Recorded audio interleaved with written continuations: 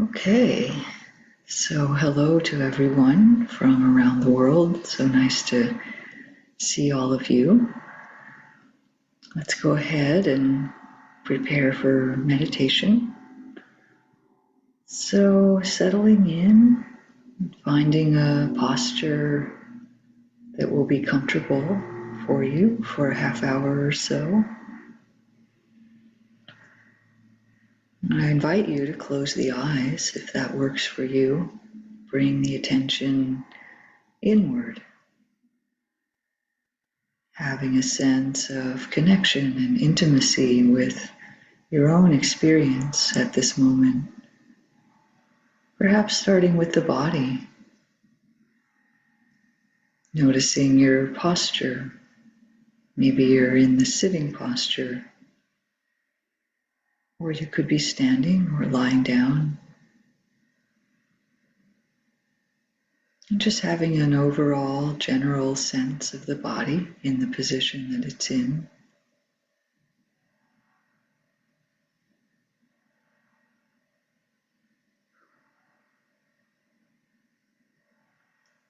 And then finding some kind of balance and ease in the posture. So, checking to see if you're using a lot of muscles to hold yourself in this position and seeing if you could find a position that's quite balanced so that there's not much need for muscles to hold you up.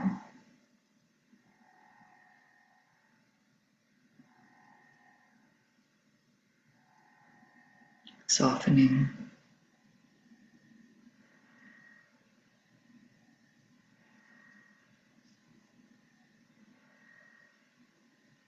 Inviting ease in some of the main places we carry tension. So maybe in the face, the jaw. Inviting ease through the shoulders.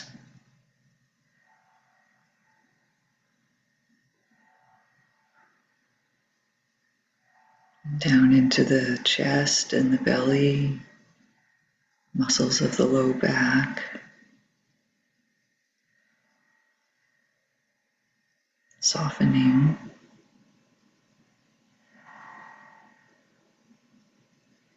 And also finding a comfortable position for the arms and legs.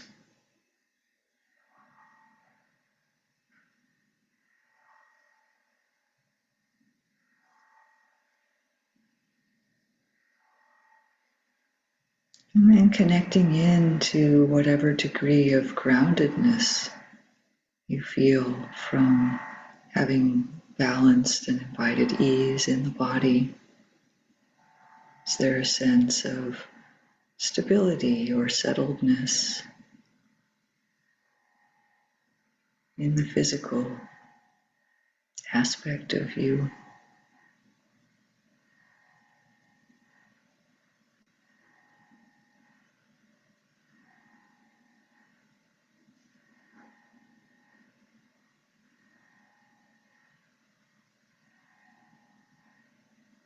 Maybe sensing the natural stillness of the body when it's sitting. And even if the body is uncomfortable in certain ways, those pains and aches and challenges that we have, there can still be a sense of groundedness and connectedness to what you're sitting on, to the earth.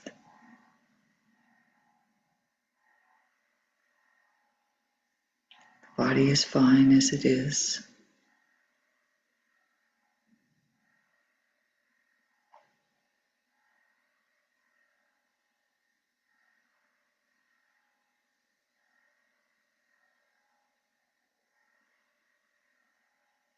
And to start off today, in the mind and the heart, the invitation is to evoke or connect in with the quality of sincerity. So maybe locating the part of your heart that is really sincere about meditation or about the spiritual life, and offering that part center stage, offering it respect and care.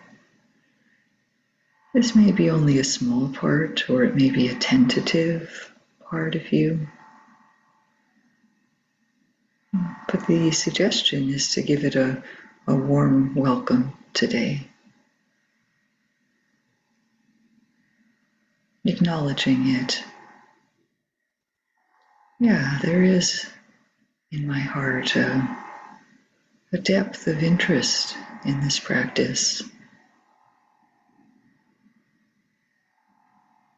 Even if the rest of my life is busy or sometimes directed in other ways, yeah, there is a part though that's really, really sincere. And maybe it's easy to contact that.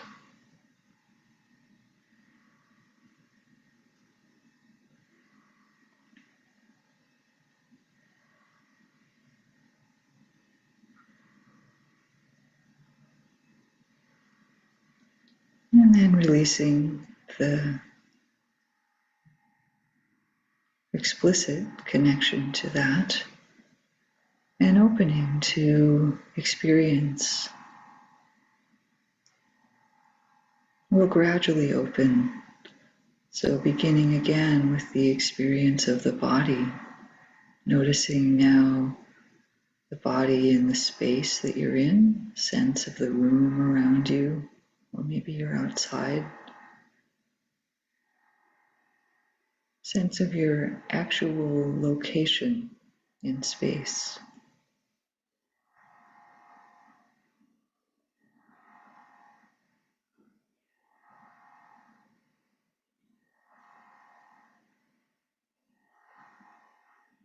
And also a sense of the bodily sensations inside that you're experiencing. The clearest one might be the breath, coming in, going out.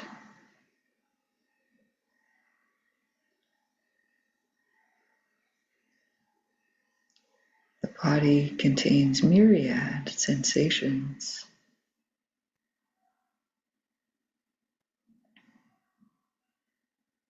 Just letting those come forth, be noticed.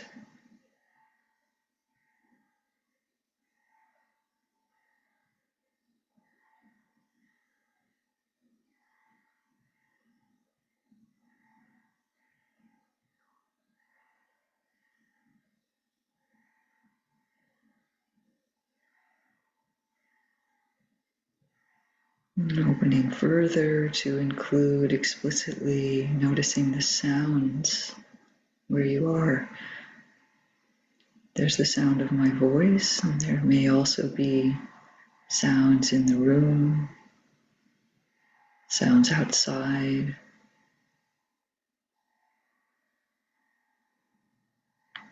people, animals, electronic equipment, heaters, the things in our lives.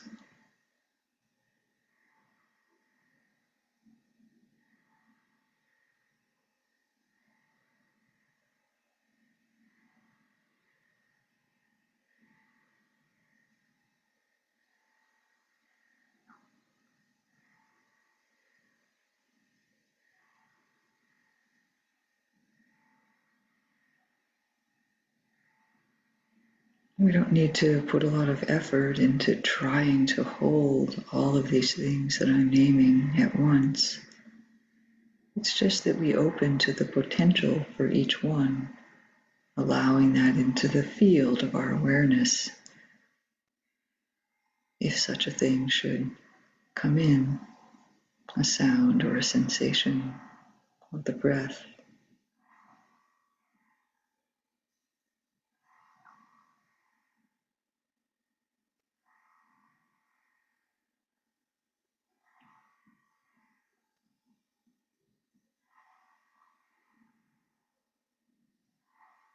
And in the same way, gently opening further to include any emotions that may be present, or maybe a general mood in the heart. How are you feeling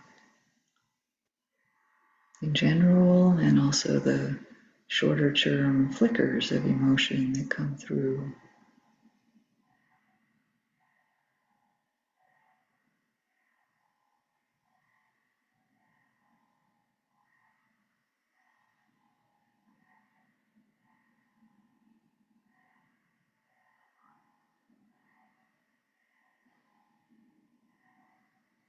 Maybe there's a moment of joy,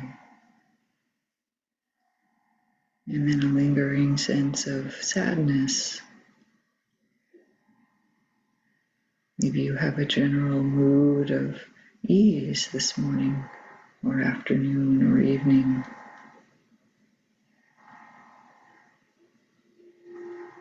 And then a flicker of irritation.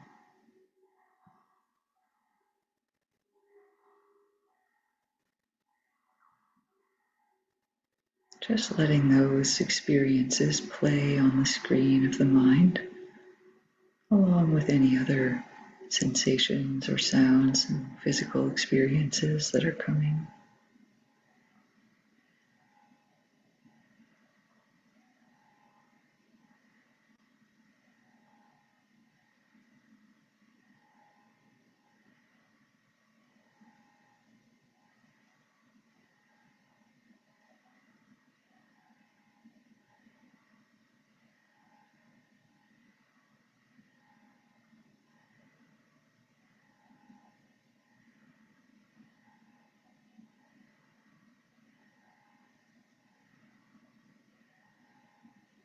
And see now if you can include thoughts and intentions in this same spirit as things that simply arise and pass,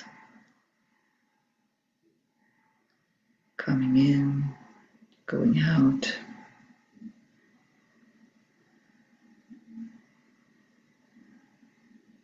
Thoughts also are just movements of mind. Maybe they have a physical feeling also. Phenomena, experiences that come and go.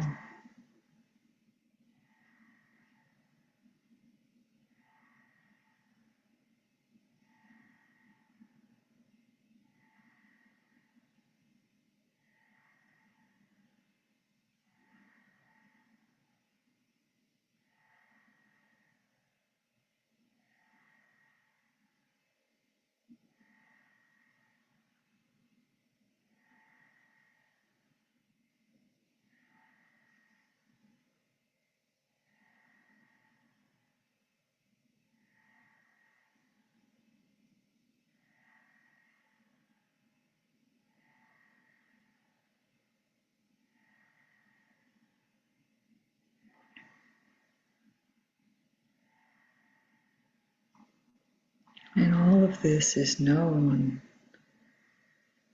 by this quality of awareness, of knowing.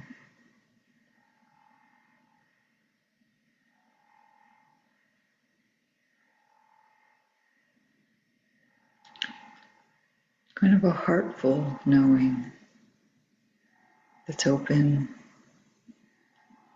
to whatever experience arises and allows any experience also to pass.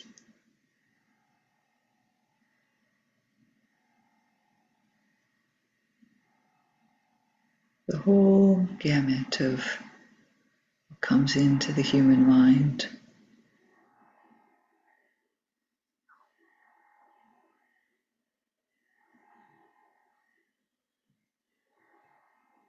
And noticing that as we open gently, piece by piece, it is possible to be with all of this in a restful way.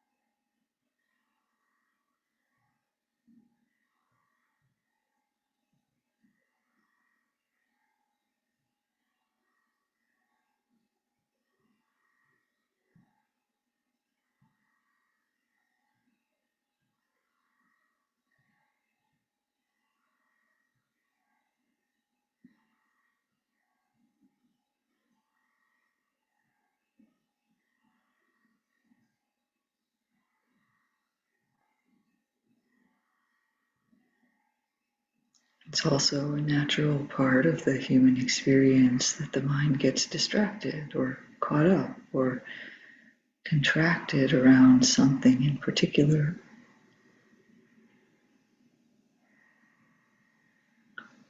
And in that case,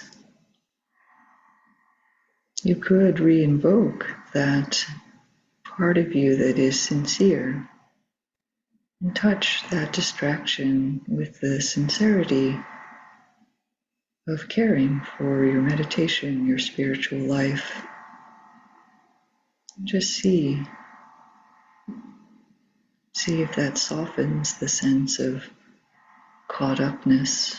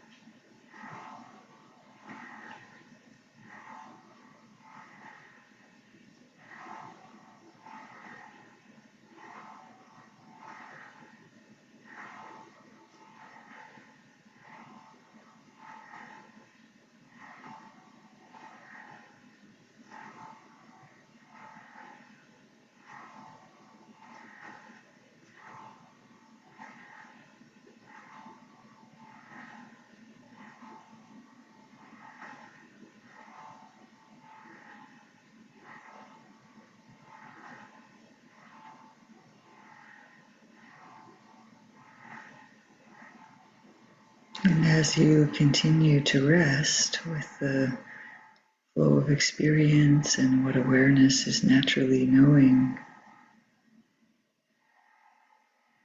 you could see what kind of meditation or what happens in your practice if you allow the sincerity to have some space.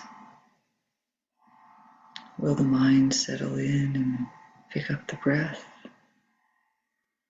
Will it stay in open awareness?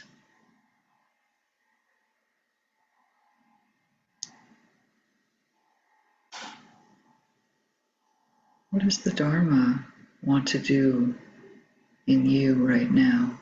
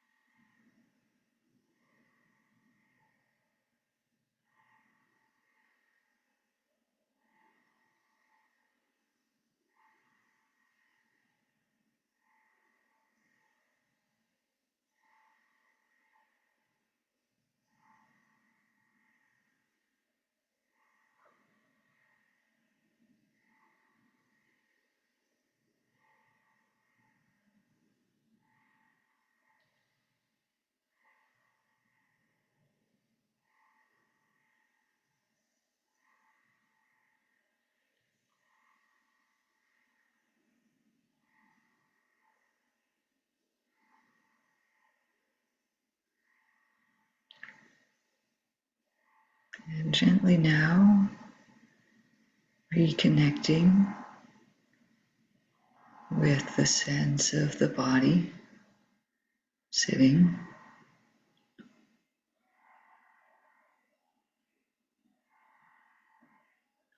allowing your awareness to generally sense the position of the body, sensations in the body.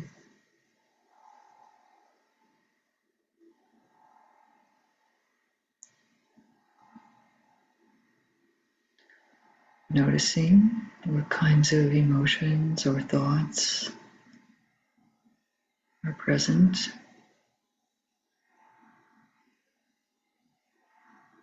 if any, and perhaps sensing into any space that you feel in the mind or the heart or the body.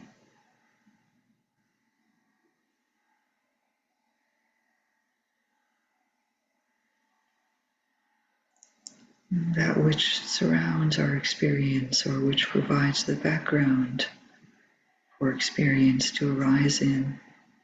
Noticing the contrast, the experiences and the space.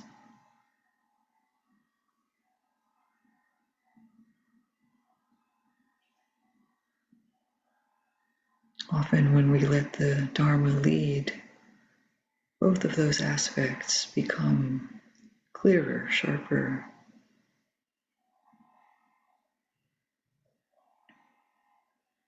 And perhaps considering, as you move out of the meditation, the session today, into your regular life,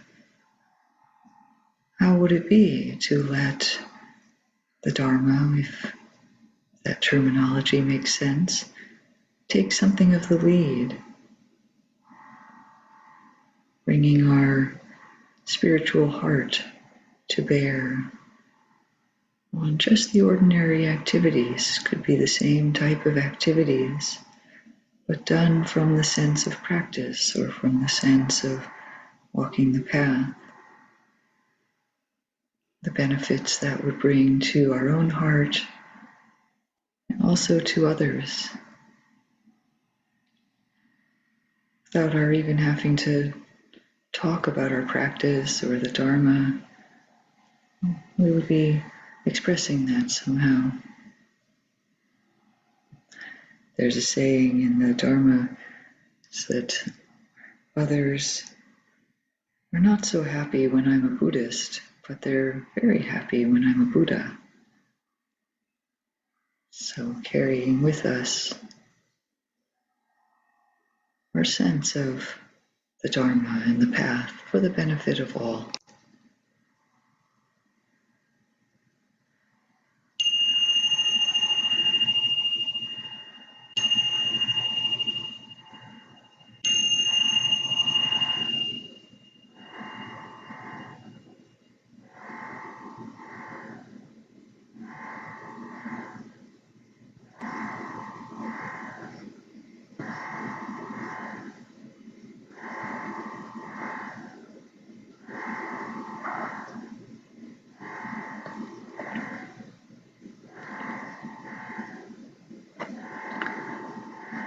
So I'd like to start today with a story that was told to me by an older man, probably in his 70s. And he just showed up one day in a class that I was teaching. I didn't know him before. And he said that 50 years ago, roughly, he had experienced a profound spiritual opening that was so profound he couldn't quite relate to it at the time. And his response was just to go back to his regular life, to his career, his family, other things. But this experience that he had had kept lingering in the back of his mind. And sometimes he had made attempts during his life to connect with spirituality, but he hadn't really landed on anything that felt right for him. And so he had just had just led his life as was expected in the world. And when he talked with me about it, it was clear that his heart was hurting in some way. He had set aside something that was deeply meaningful to him for decades in order to live a more conventional life. And I wondered if he was bringing all of this to me because something in his subconscious was sensing that maybe he didn't have much time left in this life, or at least, not much time when he would have good enough health. So I felt like what the thing to do was to strongly encourage him to get serious about his spiritual seeking. I think I even said something to the effect of, hey, you may not have much time to resolve this yearning in your heart, so go out and find what you need to find. This is it. And he didn't come back, so but I got the sense something had landed, so I hope he found what he was looking for, even after a 50-year delay. And I open with this story, which I know is kind of a powerful story, in order to say a couple of things directly. First of all, it's never too late to get started. But second, you do need to act on your heart's calling, if you're feeling such a thing. So if you've had some kind of an opening or a yearning or an intuition about the spiritual life, if we have that but we don't give it any space, so if we keep living in the way that's expected by the people around us and by the world, then it will fade a bit. It doesn't, it's like a plant that needs sunlight and space in order to grow. And it can't do that if we don't give it any space. So, the alternative to that is to give your spiritual calling some space to take root and to grow and to see what comes of that. And I've noticed that people who prioritize their heart's wishes, deepest wishes, may not always have an easy life, but they tend not to have any regrets either. So we've made it to the last day of this week about our spiritual direction that we might be thinking about at the beginning of a new year. And so maybe it's time to ask a question. What are you doing with your life? It's an important question at any stage of life, actually. And, how can a person use this life well? I think that's a great question. And I love it because it has so many answers. There isn't just one way. But there maybe is your way. And so, maybe one way to answer this question in a very general way is to see our life as an act of walking a path. To consider ourselves to be a practitioner. That's what I am. I'm a bunch of other things too, maybe a parent, a partner, a worker, a community member, a friend, in various other situations. But at the heart of it all, I'm a practitioner of some kind.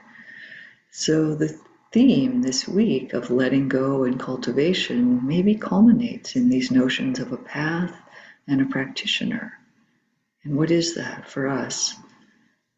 So I think even if we have a family and are working and other things, we can still orient our lives around the spiritual life.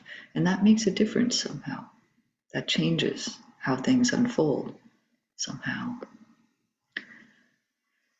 Probably it's a distinct group of people in the world who see life as a practice. There are some who do and some who don't, and we wouldn't expect that everyone would. But I think the ones who do are somehow concerned with finding excellence, with finding human flourishing, and maybe with engaging differently in the world than the more conventional way of being. I've certainly found that, as a teacher who connects with people who come to me about such things. Yeah, I do see that there's this group that are orienting around practice. It has really good effects. So But to engage in a life of practice, if that's of interest, does mean making some choices. And this is not just a Buddhist idea. I think many spiritual teachers and philosophers and guides and counselors have noted that some kind of discipline or conscious engagement with our life is needed if we want to grow spiritually.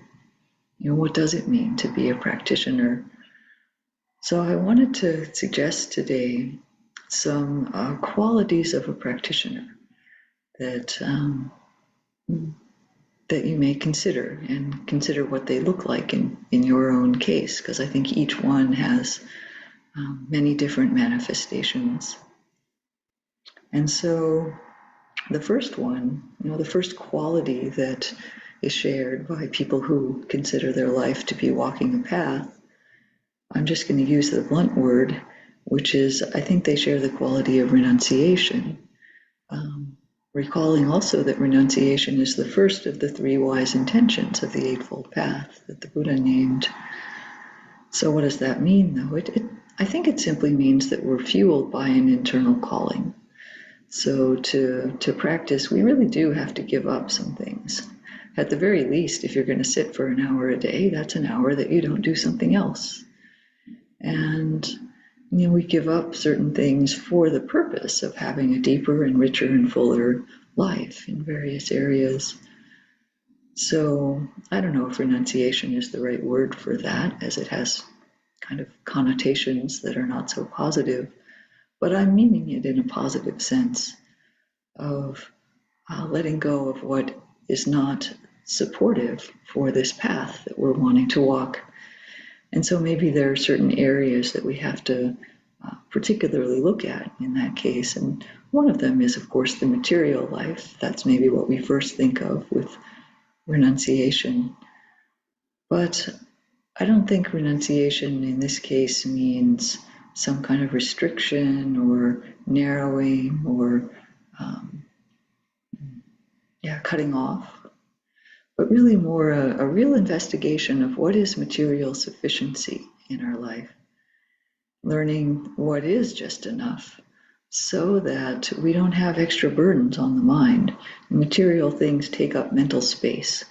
And so if you're wanting to use your mental space for service, for practice, for meditation, for retreat, for doing things that are meaningful, we don't want to have too many extra things that we're managing. But you do need to have enough in order that life is comfortable enough, secure enough, assured enough. You have access to health and good food and all of that.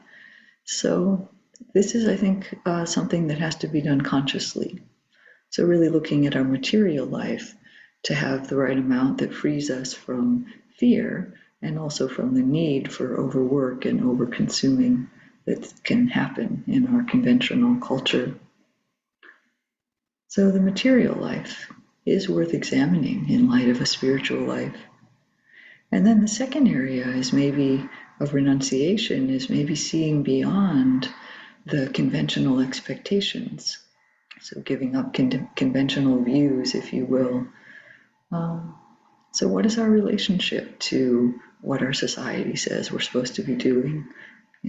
Get an education, get a job, get the right house, have this or that, keep up with the neighbors, etc.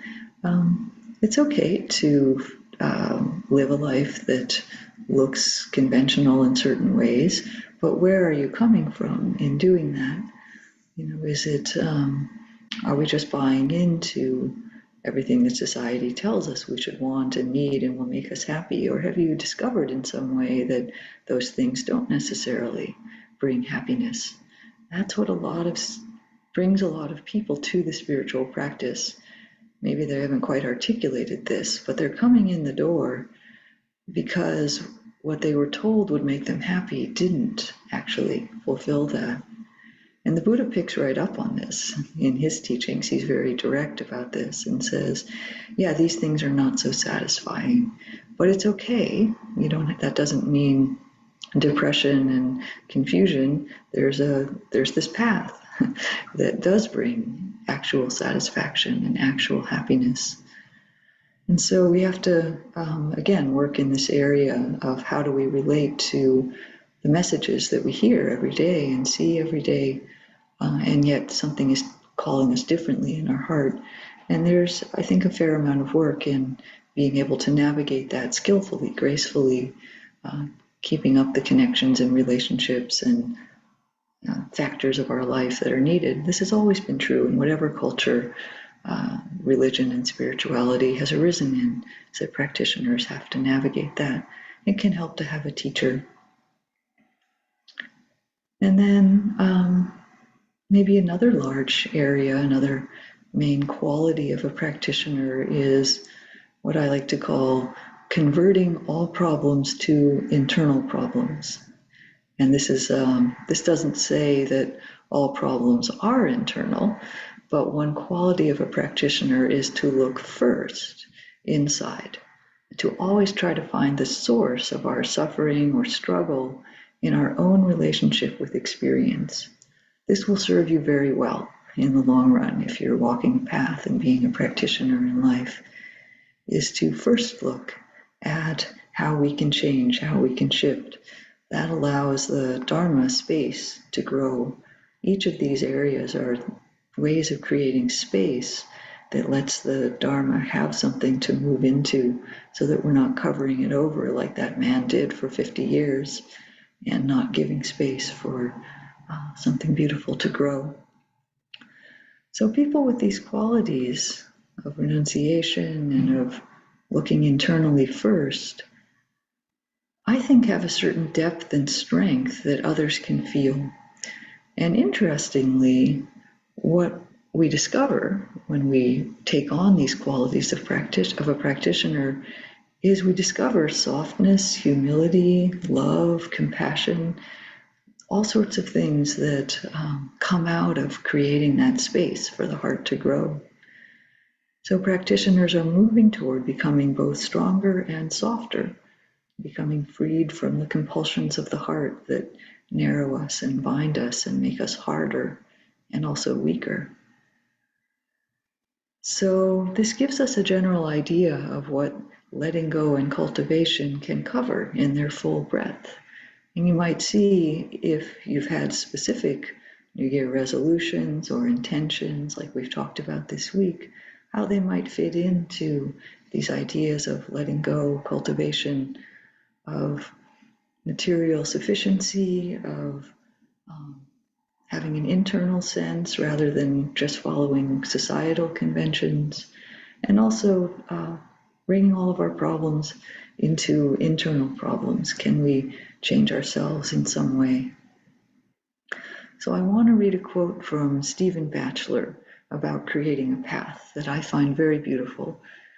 It's a couple paragraphs, a little long, but just hang in there and see how it lands.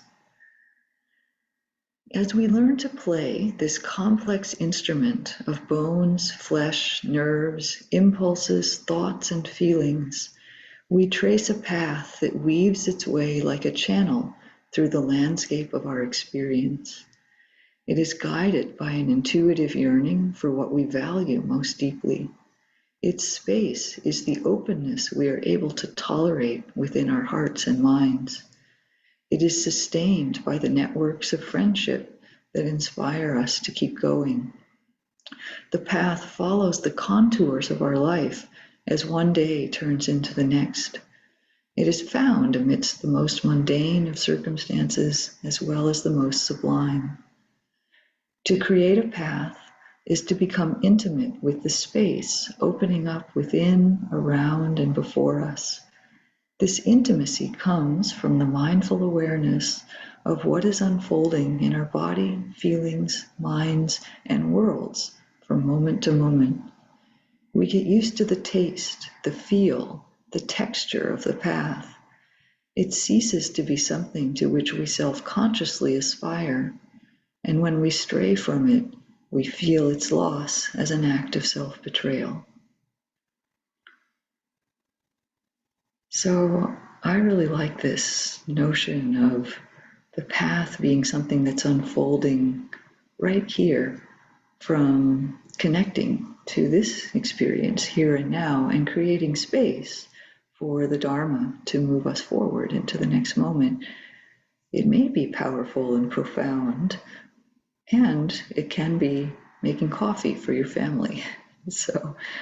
Um, so returning to the foundational sutta from the Dhammapada that we read at the beginning, not engaging in what's unskillful, engaging in what is skillful and purifying one's mind.